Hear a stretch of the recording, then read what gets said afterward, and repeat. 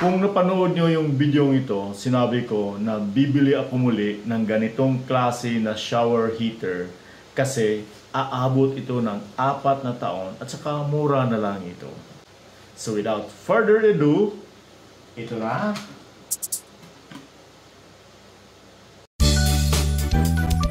Una sa lahat, mag-subscribe muna kayo sa aking channel para suportahan ito. You may also join this channel as a member to avail of exclusive perks like priority in comments reply and early access or exclusive access to some videos for members only. You can also help fund some projects here by sharing super thanks. Tulad ng sinabi ko sa previous video, mura na lang ito at 1,400 pesos na lang. Then don't matter the brand because pre-branded product ito, binigyan ng sariling brand ng mga sellers. So kaya sa online stores makikita mo iba't ibang pangalan nito, ba't kamukhang kamukha. Okay? Kung may diferensya naman ay ito lang ang harap. Then sa manual niya wala kang mabasa na pangalan ng manufacturer. Kung titingnan mo itong dati kong shower heater, pare-pareho ang size niya. Exactly the same. Titingnan mo. Kasya talaga siya. Okay. Yung thickness naman, pareho din. Okay? Now, again, so pareho-pareho sila. Magkaiba lang sila dito sa harap. Itong bago, hindi mo mababasa o makikita yung LED. Ito naman ay mabasa mong yung LED, although hindi siya powered on, walang ilaw. Then, mga Chinese characters. Ang nakakaganda nito is English na siya. In fact, yung mga buttons dito, pareho ang number of buttons dito at pareho din ang exactly ang buttons dito, ang function nila, English na rin kaysa nito.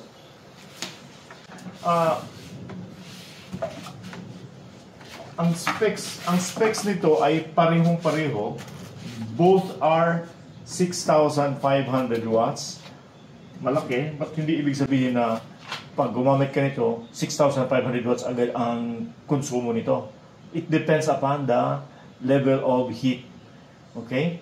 So, kung maximum heat na siya, syempre, aabot siya ng 6,500 watts. Pero yung katamtaman lang, ay mababa rin ang consumption niya. Ganun lang. So, yung 6,500 watts, ang ibig sabihin doon is maximum na yun siya. Nakalagay dito din, pareho siya. Ang kanyang water pressure ay yung maximum water pressure niya is 0.6 megapascals or 87 PSI. Ang minimum naman niya is 0.02 megapascals or 2.9 PSI. So, ang kanyang supply na kailangan is from 2.9 PSI to 87 PSI yung maximum niya. Then, both are IPX4 waterproofing. Ibig sabihin, it can withstand splashes of water. Yung tamaan na siya ng tubig. Hindi water jets. Yung water jets, yung tubig galing sa hose, galing sa showers, natatama dito, may pressure na yun, syempre, makapasok siya. But kung splash lang, okay lang siya. Kasi IPX4 ito. Both are recommended to have a circuit breaker na ito, ang recommendation niya is 32 amperes. Ito, ang kasali niya na libre na circuit breaker is 40 amperes. May kasali pa siyang case. So, hindi ko ito gagamitin kasi I can use this in other projects and also this one because my shower heater doon sa bathroom ay may sarili siyang dedicated na sub-breaker doon sa aking power panel at 32 amperes din yun. So, di ko na kailangan ito. Magdudubli na. Ang kable niya dito ay malambot. Unlike dito na matigas. Pero, mas malaki ang kable dito kasi dito is 4mm to eh. Ito naman ay 2.5 mm lang siya. Pareho sila. Tatlo yung color-coded na wires. Mayroon siyang ground dito. Sa likod naman, gumamit ito siya ng bracket. Maganda to kasi bracket siya. Madali lang i-install ito siya. Okay, so ganito lang. Madali lang siya. So, all you do is, lagay mo muna to sa, unahin mo to, ilagay mo sa wall. Okay, measure mo bago ito. Yung isa, yung luma ko, ay meron na siya ditong holder dito. Mahirap to actually sa pag-level. Ganito lang, screw lang siya. Pero hindi naman siya nahulog. Para basta matibay lang yung wall mo, kailangan ito. Pero ito mas magaling to kasi, mas maganda to kasi may brackets yan. So, secured siya. Dito naman sa kanyang outlets, parehong-pareho talaga. Meron siyang mga bulbs ito na plastic. So, secure tayo na hindi tayo ma-electrocuted kasi naka-isolate tayo. Yung metal parts sa loob ay naka-isolate kasi plastic ito. Ito yung mga plastics niya kasama, mga bulbs niya. So, pareho-pareho talaga siya. Arrow down, up, down, up, down. These are temperature control. Sa gitna is yung power button. Then, sa left side, bottom is yung self-check para pag-check mo kung okay ba yung shower. Wala bang problema. Then, ganito rin. Sa gitna is yung power adjust. Then, we have is one button na nakaset sa 42 degrees centigrade. Pareho din dito. So, exactly the same. Yung butas dito ay para to sa infrared remote control. Pero wala itong pinadala na remote control. Ito meron. Yung panel niya, tingnan nyo, mababasa dito yung mga digits. Kahit walang ilaw, ito wala. Talagang totally dark. Test lang natin to. Nilagay ko ang shower heater dito sa kanya breaker. Yung breaker naman, at saka yung connection niya dito, nilagyan ko ng ground. Kasi may ground tong extension ko na kable. So, i-try natin. Naka-off to. I-on natin. Tingnan natin dito. Okay. So, nakalagay dyan power. So, hindi pa yan on. Naka-standby lang yan. Mag-on na yan once i-press natin dito. Press na natin for sample lang. Yan ang display niya. Okay, pero hindi siya nag-on kasi walang tubig na pumapasok. And nakaset siya naka-default at 42 degrees. Kung titingnan mo, papariho lang to sa yung una ko. Ang napakaganda lang nito is translated na siya to English. Ito, kita mo? May mga English version na siya. Self-check, power adjust, 42 degrees. This is the one button switch para biglang angat to 42 degrees yung temperature. Hindi ka na mag-arrow up, arrow down. Off muna natin. Ipapakita ko sa inyo ang loob nito. Binuksan ko na ito actually. So ito yung dati. Okay. Ang sira nito ay itong kanyang heating element. Ito, isang seto talaga. Now, ang loob naman nitong bago, yun. Tinanggal ko lang muna itong kanyang connection sa control panel. Okay. So more or less, pareho lang yung ano niya, yung circuit niya, o yung forma ng kanyang design ng heater. Parehong-pareho tong kanyang heating element. Kaso lang, ito medyo matangkad siya kaysa dito. Okay. Medyo matangkad siya. Okay. So this is a new design. In fact, mga bago na mga parts dito. Tingnan mo itong kanyang water flow sensor. Magkaiba dito. Ang kanya namang temperature sensor, magkaiba din. Pero at more or less, papareho. At ito namang overheat protection sensor niya, papareho lang naman. Okay. The relay, relay niya, medyo iba, bago na forma nito eh. Bagong design na. Pero more or less, the concept is the same. Ang design lang niya ng circuitry ay medyo nagkaiba siya. But the concept is the same. Dito yung triac niya. So, kung masira to, ganun din. Itatapo natin. Kung wala na tayong magawa, kasi wala naman binibinda ng ganito lang, tulad nito, nasira to, so hindi ko mapalitan. Although ang kanyang circuit board maayos lahat, ito lang sira.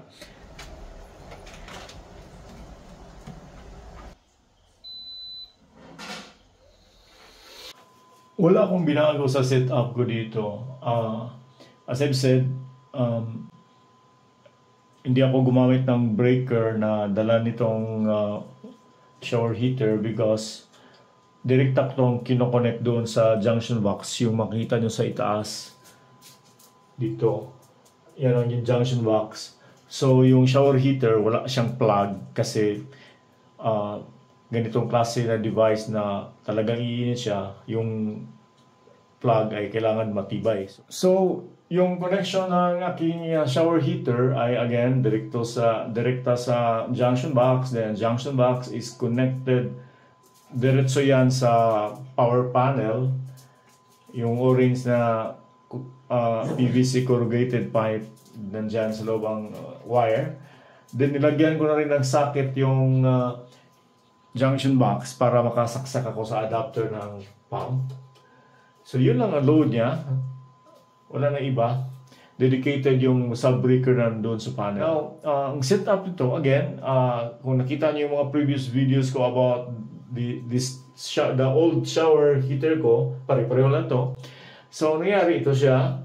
Dito yung output, dito yung input. Yung output niya, nilagyan ko ng diverter para instead of 1 point lang yung labas niya, dalawa siyang labasan niya na linya, output niya. Yung isa, pag ilagay ko dito yung diverter, ang tubig dadaan dito sa baba at dito sa hand shower. Kung ilagay ko sa itaas, yun namang shower head. Yung tubig para shower head ay dito dadaan, pupunta siya, papasok siya sa pump, then ang out ng pump, yun ang pupunta doon sa shower head. So, mainit pa rin siya kasi tubig galing dito sa diverter na connected sa shower heater. Ito namang shower head, hand shower, mainit din kasi connected siya sa diverter galing sa shower heater. Pero, hindi siya dumaan sa water pump, so hindi siya masyadong malakas. But anyway, malakas pa rin siya kasi meron naman akong main water pump sa labas. Ito, pang dagdag lang to kasi mataas yung head shower or shower head. Then, sa input niya, meron tong sariling bulb dito. Pwede mo i-off to. But, palagi ko itong ino-on kasi meron naman akong bulb dito sa baba. Dito na ako gumagamit sa control niya kasi mas matibay itong sa baba. Sa faucet kaysa dyan. Explain ko lang ulit yung operation ng shower heater. Pareho lang ito sa dati na 6,500 watts din. Naka-indicate dito power, but it doesn't mean na naka-on to. Off siya. Standby light lang yan. It means na naka-plug siya, so merong kuryente pumasok sa water heater. Nag-consume ba ito ng kuryente? Yes. Nag-consume pero maliit lang kasi ito lang ang sinusupplyan niya. Yung standby circuit lang niya ang sinusupplyan ng kuryente. So maliit lang. Negligible siya actually. Pag i-on mo yan, ayun, kakain na siya. Pag mag-start na siya, uinit, kakain na siya ng kuryente. Depende sa setting mo. Kung mataas yung temperature, then syempre, tataas din yung consumption mo. Okay? So, ang buttons dito, again, pareho talaga sa old. So, just press the button. Makikita natin sa display. One thing nakita ko sa display dito, parang, ano na siya, parang siyang AMOLED. Not AMOLED. Basta parang LED siya na yung display niya. Mas improve ang display nito compared to the previous one. Yung previous one na LED, kaya siya, kung naka-off, mababasa mo yung digits dito. Ito siya naka-off entirely. Parang the whole set is a display. Yung LED talaga siya o LCD. Yung dati is ano ba yung tawag yung lumang display na LED na digital ang forma nito. But anyway, so yun. So nakalagay dyan power. This is 30 means this is the current temperature niya. Hindi ito umaandar ngayon kasi walang tubig na pumapasok. Automatic siya mag-shut off kung walang tubig na papasok sa o dadaloy dito sa shower heater. That's 30 degrees centigrade, may see dyan. Itong 36, ito yung constant temperature na kaset. You can turn it down, pwede mo pababain yan, pwede mo pataas. So it means kung nakaset ka sa 35, by the time na mag-on yung water heater, hanggang 35 na siya. Tawag yan constant temperature. Then yung power level niya, yung dito, in watts to siya, or kilowatts in kilowatts, okay? 0 kilowatts yan, okay? Nakalagay ngayon, maging 1 or 2. Then, kung gusto mong ipataas ang power niyan, you change the mode from constant temperature to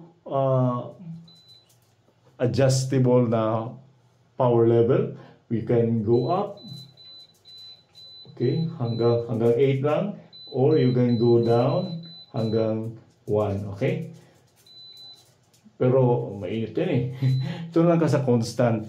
Kung gusto mo diretso na malakas siya, mataas, bigla tataas yung temperature niya, you just press diretso 42 degrees. So, naging 42 agad siya. So, yun ang temperature na hahabulin nito. 42. Pero taas yan. Set ko sa 35 lang. Para warm lang. Okay? Then dito, yung power niya sa naka-zero yan kasi it means walang tubig na lumalabas. Subukan natin. Open natin ang bulb. Nag-on na ang shower. Umaangat na yung shower heater. Hinahabol niya yung 35 degrees. Nasa 34 na. That's centigrade ha. So 35 degrees. So kung napapansin nyo, hindi na yan akit pa more than 35. Kung sakali mag-off ang heater, bababa ang temperature below 35, aandar ulit ang heater para hahabulin niya yung 35 kasi nakaset yan sa constant temperature.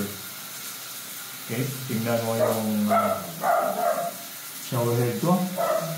Yan. Sinsaya sa background. Then, i-change ko to hand shower.